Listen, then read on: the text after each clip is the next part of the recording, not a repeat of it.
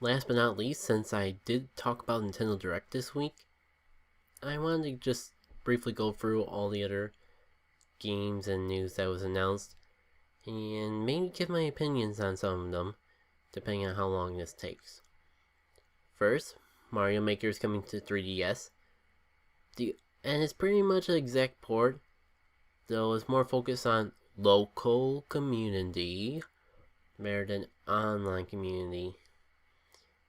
And what that translates to is they're pretty much replacing looking up codes online with sharing for local wireless. Although I think there's also a co-op level creation feature as well. One certainly seems like one of these consoles seems like they're getting the short end of the stick, though. I won't give any more details than that, but I think you can figure it out. Next on the list, Mario Party Star Rush. We got a little bit more details on it, but I don't think anything any of us really want to hear. It still looks like Toad Scramble is going to be the main mode, but they have confirmed there's going to be 6 other modes in the game. From what I could see in the direct though, none of them really followed the either traditional board like modes from 1 to 8 or the card mode from 9 and 10. I think all these other modes besides the Toad Scramble are just gonna be minigame collections. There are a couple that strike my interest, like this one where you're pretty much a race with no dice rolling, and it's based on how well you can do in a certain minigame. So there might be some more diverse gameplay, but nothing to replace the good old board formula that we know and love. I had a feeling it'd come to this, but I was hopeful. Next, we have a new Street Pass game. 5 new Street Pass games even. And how they're doing it is, out of those 5 games, you can pick one or the other game for free, and then you can buy the others in a bundle.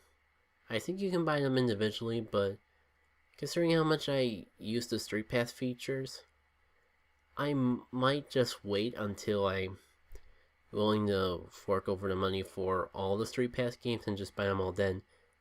I got the Slot Card Derby game as my free one. I gave it a test run, and it seems kind of fun. It'll be interesting to see how the Street Pass works with it when I actually go out and get more Street Pass for it. They also introduced a quick mode, for lack of a better way to describe it. And I'm gonna have to monkey around with Street Passing to see how it works, but apparently there's a way between the quick mode and the normal plaza to hold more than 10 Street Passes at a time. You can still only play up to 10 Street Passes at a time, but being able to hold on to more than 10 was a much needed improvement for them. Then there's Tank Trooper. I'm not excited for Tank Trooper. It's a tank game. The character designs are pretty cool though, but I don't think it's going to be for me. They do have an indie game special going on where each day of September a different game's going to go on sale, and Nintendo has a Twitter contest going on to get the games for free as well. There was tons of specials for the 30th anniversary of Legend of Zelda, including the amiibos talked about before, some art books, and they mentioned the Legend of Zelda orchestra going around town. I think the biggest other news of that is with the fact Skyward Sword, by the time I get this up, will have been on the Nintendo eShop to play on your Wii U. Granted, it's more of a port of the Nintendo Wii version than a remaster, but it's out there. If you didn't get this game for Nintendo Wii, you can now get it downloaded right to your Wii U. Then they mentioned the Nintendo 3DS Galaxy bundle. I'm not really going to cover that because nothing too new was talked about in the Direct, and the Direct itself wasn't something I'd be focusing on if there wasn't Pokemon or Amiibo news. There's Mario 3D Land, and there's faceplates for the original new 3DS. I forget if that actually came out already or if it's going to be finally coming to America sort of deal. But let's move onwards. There's a bunch of Hyrule Warrior DLC coming out. They had a presentation on the newest Phoenix Wright game coming, Phoenix Wright Spirit of Justice.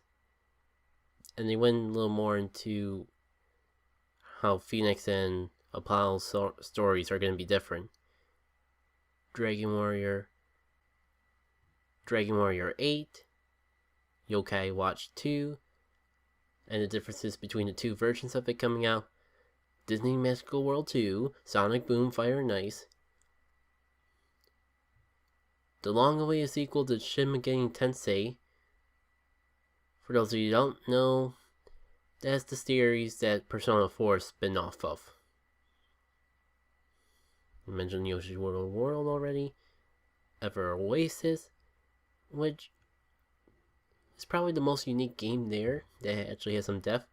Unfortunately, I didn't take any notes, so all I know is it takes place in the desert and it looks a bit like a dungeon crawler. Mario Sport games are returning, where you get not one, not two, but 4 games in one package, which probably means they're not going to flesh out any of them. At least not to the degree of Mario Tennis, Mario Power Tennis, or Mario Striker, or any of the N64 or GB or GBA Mario Golf games. It's probably just going to be like Mario Tennis Open for the DS. Actually, that is for the 3DS. But I could be wrong. They didn't really show that much off of it. And last but not least, we're getting a new Pikmin game. The bad news is it's not your traditional Pikmin game with the real-time strategy, but I'm okay. It's getting a more action platformer spin-off, and I'm probably going to be the only person to defend this, but I'm okay with this. Pikmin 3 just came out on the Wii U, and a lot of non-Mario games tend to get one per console installments. If you're, depending on your series, you might get installments on handheld and home consoles. But considering how long it took between Pikmin 2 and Pikmin 3, I don't think it's that bad that we're getting a spin-off in between 3 and 4. Heck, I go as far as to say that I don't care if it's called Pikmin 4. Sure, the gameplay is completely different, but it seems all the other elements are intact. We even get Captain Olimar returning, and we get the 3 original Pikmin. They have the same properties they've had in other games. Red Pikmin being immune to fire, Yellow Pikmin being able to throw high and being immune to electricity, Blue Pikmin being able to swim, and you collect treasure, you fight bosses. And yeah, besides the lack of real-time strategy, it feels like a Pikmin game. Or should I say it looks like it's gonna feel like a Pikmin game. It's almost just like if you take Pikmin and adapt it into a different genre. Though I do see fans being really upset if it's called Pikmin 4. And it is a different gameplay style, so it would make more sense for it to have a subtitle rather than to be the 4th installment of the series. But I'm actually really looking forward to this Pikmin game. For those who don't know, I am going through Chippy Robo Zip Blast on YouTube right now, and if you've been following that, I'm having a decent time with it, despite the fact that it's not a traditional Chippy Robo game. and it's an action platformer for a game that normally is not really focused on action. Kinda like how this Pikmin game is shaping up. I do really hope that this game is better quality and fun overall than Chibi Robo Ziplash, because despite the fact that I'm having fun with the game, I will admit that it's more on the subpar level of greatness. And it doesn't really stack up to other platformers on Nintendo systems. So if they're gonna really focus on a popular IP like Pikmin, I really hope they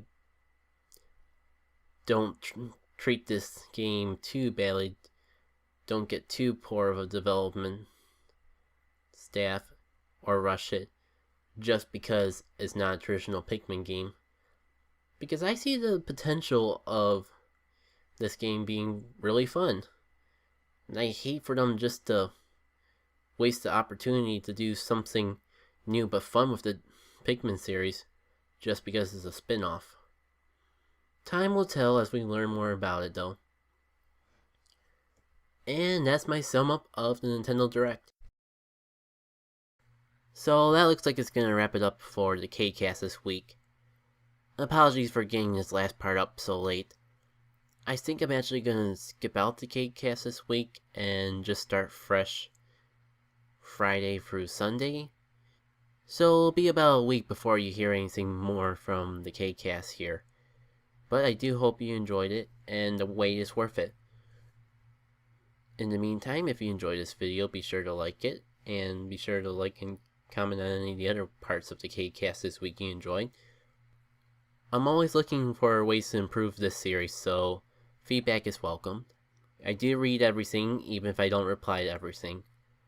If you care to follow me on social media for updates, you can either follow me on Twitter, though you'll be getting a lot more than just updates on there, and content ranging from PG and above. That would be Jacket Stuff, JACKITK, and you know I'll spell stuff, right?